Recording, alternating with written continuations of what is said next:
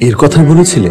তুমি তো বলেছিলে যে ও সিরিয়াস না, কিন্তু ওকে দেখে তো মনে হচ্ছে অনেক সিরিয়াস। আপনার কি মনে হয় আমি আপনাকে মিথ্যা কথা বলছি? না না, মিথ্যা কথা কেন বলবো? আমি কি কোনো কিছু লুকাইছি আপনার কাছে? জেরিন, আমি যে ভার্জিন কি সেটা আমি বলছো এসব? আপনাকে বলছি। আপনার সামনে আমি ওকে ফোন করছি, কখন কোথায় কি হয়েছে বলছো? সবকিছু আপনি জানেন। জেরিন, তুমি আমার উপরে রাগ করছো কেন? ওর ইগোতে লাগছে, ও মনে করতেছে ও হেরে গেছে। আপনি দেখবেন কালকে সকালের মধ্যে সবকিছু ভুলে গেছে।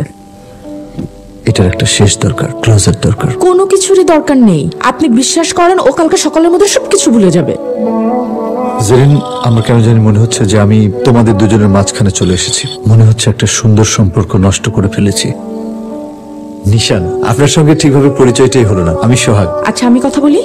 ও জানে কে কি। নিশান, আমি আমার হাজবেন্ডকে নিয়ে আসছি তোমার সাথে ক্লিয়ার কাট কিছু কথা বলার জন্য। আমাদের মধ্যে যে একটা সম্পর্ক ছিল সেটাও জানে। আমি আমার হাজবেন্ডের কাছে কিছুই লুকাইনি। এখন ওর ধারণা হয়েছে ও তোমার আমার মাঝখানে এসে ভিলেনের মতন সবকিছু ভেঙে দিচ্ছে, কিন্তু আমি ওকে বলছি এরকম কোনো কিচ্ছু না। কংগ্রেচুলেশন। Thank you. আমরা একটু আলাদা 5 মিনিট কথা বলি।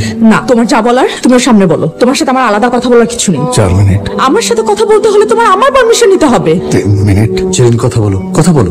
ব্যাপারটা শেষ কর। বাবু, আপনি আসেন আমার সাথে, আসেন। ছাড়বো না তোরে আমি।